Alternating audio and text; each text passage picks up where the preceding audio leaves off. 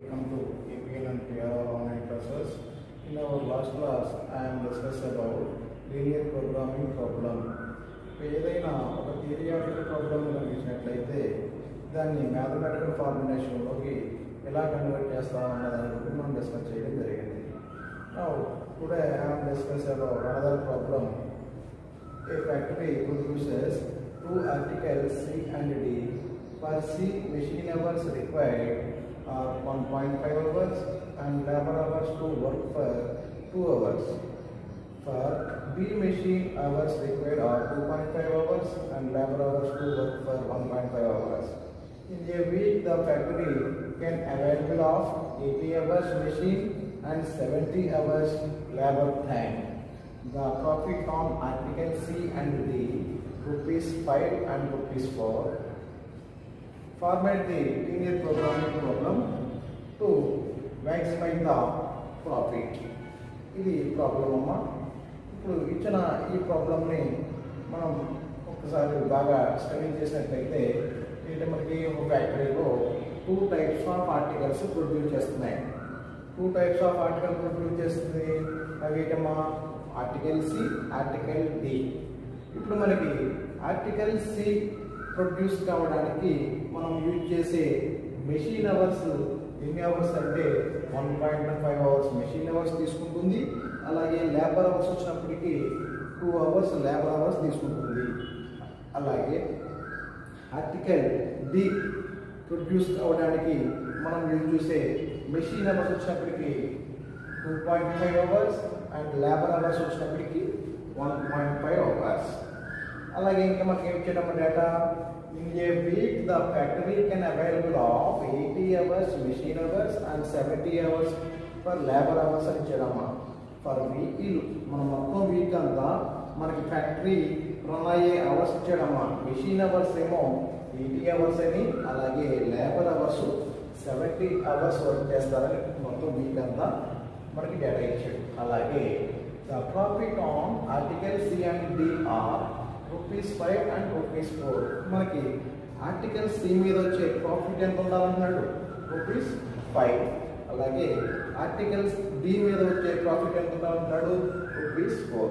Format the LPT to maximize the profit. దీన్ని ఇప్పుడు మనం మ్యాథమెటికల్ ఫార్ములేషన్లోకి కన్వర్ట్ చేయాలంటే ఇప్పుడు ఇచ్చిన ఈ థియరిటికల్ సిచ్యువేషన్ని మనకి ఈజీగా అర్థం అవడం కోసం మనం ఏం చేస్తామంటే ఒక టేబులర్ ఫామ్లో రిప్రజెంట్ చేసుకుంటున్నాం. ఇచ్చిన ఈ డేటా అంతటి సింపుల్గా ఒక టేబుల్ ఫామ్లో రిప్రజెంట్ చేసుకుంటున్నాం.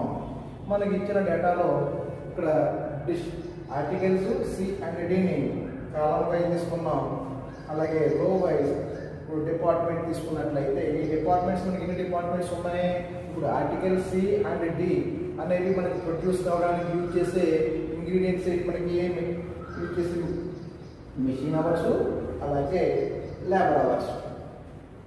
అలాగే ఈ ఆర్టికల్ సి మీద డి మీద వచ్చే ప్రాఫిట్ ఇచ్చాడమ్మా. దీన్ని తీసుకున్నట్లయితే ఆర్టికల్ సిని మనం ప్రొడ్యూస్ చేయడానికి ఉపయోగించే మెషిన్ అవర్స్ 1.5 అవర్స్, అలాగే లేబర్ అవర్స్ 2 అవర్స్. అలాగే ఆర్టికల్ సి మీద వచ్చే ప్రాఫిట్ ఎంత ఉండాలన్నాడు మనకి? ₹5.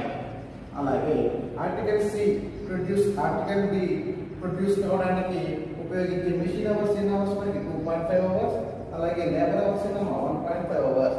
అలాగే ఆర్టికల్ డి మీద వచ్చే మనకి ప్రాఫిట్ ఎంత ఉండాలని చెప్పాడు? ₹4. అలాగే మనకి మొత్తం వీక్ అంతా ఫ్యాక్టరీ రన్ అయ్యే అవర్స్ ఏమో మెషిన్ అవర్స్ ఏమో 80 అవర్స్ అవైలబుల్ ఉన్నాయి. అలాగే లేబర్ అవర్స్ వచ్చినప్పటికీ 70 అవర్స్ అవైలబుల్గా ఉన్నాయి.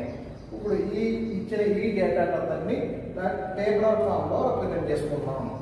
ఇలా రిప్రజెంట్ చేసిన తర్వాత మనం డెసిషన్ వేరియబుల్స్ని ఐడెంటిఫై చేయాలి.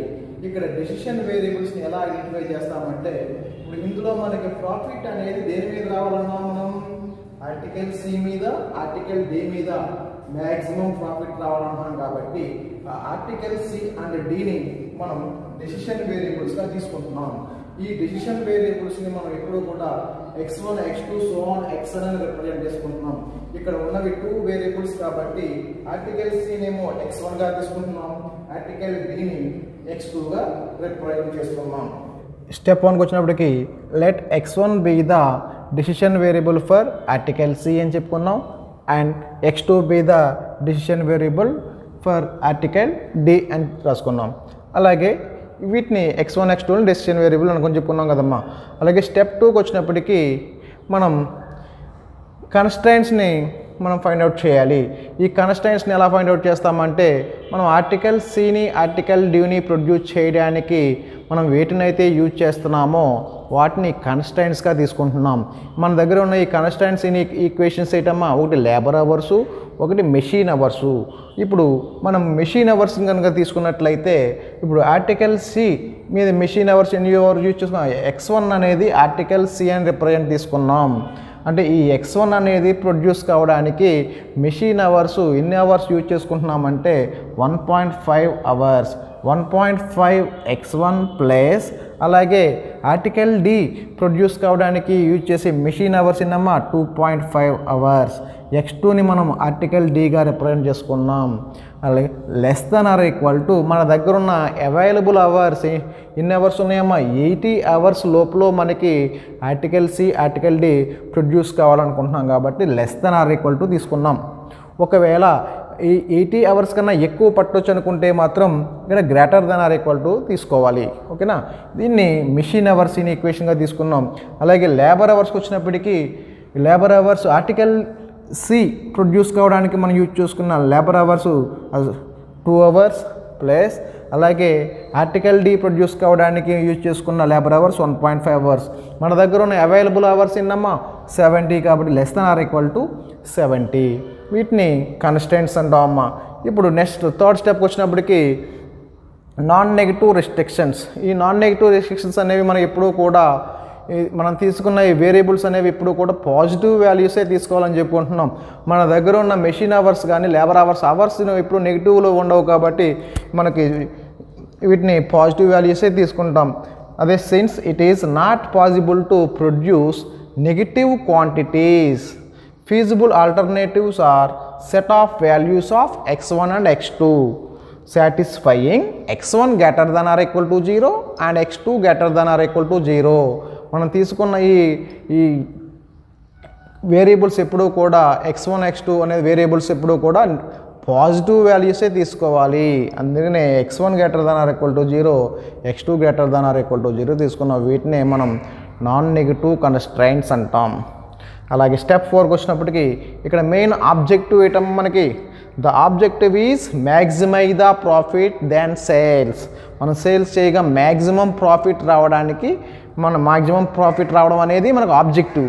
అదే ఇక్కడ the profit is given by the linear relation is Z అనేది ప్రాఫిట్ కాబట్టి Z equal to 5x1. x1 అనేది మనకి ఆర్టికల్ సిని ప్రొడ్యూస్ చేస్తుంది. ఆర్టికల్ సి మీద వచ్చే ప్రాఫిట్ ఎంత అని చెప్పుకున్నాం 5 రూపీస్ ప్లస్ ఆర్టికల్ డి మీద వచ్చే x2 అనేది ఆర్టికల్ డిని రిప్రజెంట్ చేస్తుంది. ఆర్టికల్ డి మీద వచ్చే ప్రాఫిట్ ఎంత చెప్పుకున్నాం 4 రూపీస్. ఇది మనకు ఆబ్జెక్టివ్. మన ఆబ్జెక్టివ్ ఏంటమ్మా మ్యాక్సిమం ప్రాఫిట్ రావాలి. ఇప్పుడు ఫైనల్గా స్టెప్ 5కి వచ్చినప్పటికీ the linear programming problem can be put in the following algebraic format. Algebraic format ఎలా ఉంటుంది, ముందు మనకి ఆబ్జెక్టివ్ ఫంక్షన్ ఉంటుంది. అలాగే నెక్స్ట్ వన్కి వచ్చినప్పటికీ కన్స్ట్రైంట్స్ని తీసుకుంటాం. లాస్ట్ థర్డ్ వన్కి వచ్చినప్పటికీ నాన్ నెగిటివ్ రెస్ట్రిక్షన్స్ రాసుకుంటాం. మనకి ఆబ్జెక్టివ్ ఫంక్షన్ ఏంటమ్మా, ఆబ్జెక్టివ్ ఫంక్షన్ మనకేంటి మ్యాక్సిమం జెడ్ అనేది ప్రాఫిట్, మ్యాక్సిమం ప్రాఫిట్ రావాలనుకున్నాం. Max Z equal to 5x1 plus 4x2 subject to the constraints ఏమనుకున్నాం మనకి, ఒకటేమో labour hour machine hours inequation, అలాగే సెకండ్ వన్ వచ్చినప్పటికి labour hours inequations 1.5x1 plus 2.5x2 less than or equal to 80, 2x1 plus 1.5x2 less than or equal to 70. వీటిని ఈ 2 equation in equations అంటాం అమ్మ. వీటినే కన్స్ట్రైంట్స్గా తీసుకుంటాం. వీటిని constraints అంటాం అమ్మ. అలాగే నాన్ నెగిటివ్ రెస్ట్రిక్షన్స్ మనం తీసుకున్న వేరియబుల్స్ ఇప్పుడు కూడా పాజిటివ్ వాల్యూస్ తీసుకోవాలని చెప్పుకున్నాం కాబట్టి x1 greater than or equal to 0, x2 greater than or equal to 0. This is the mathematical formulation.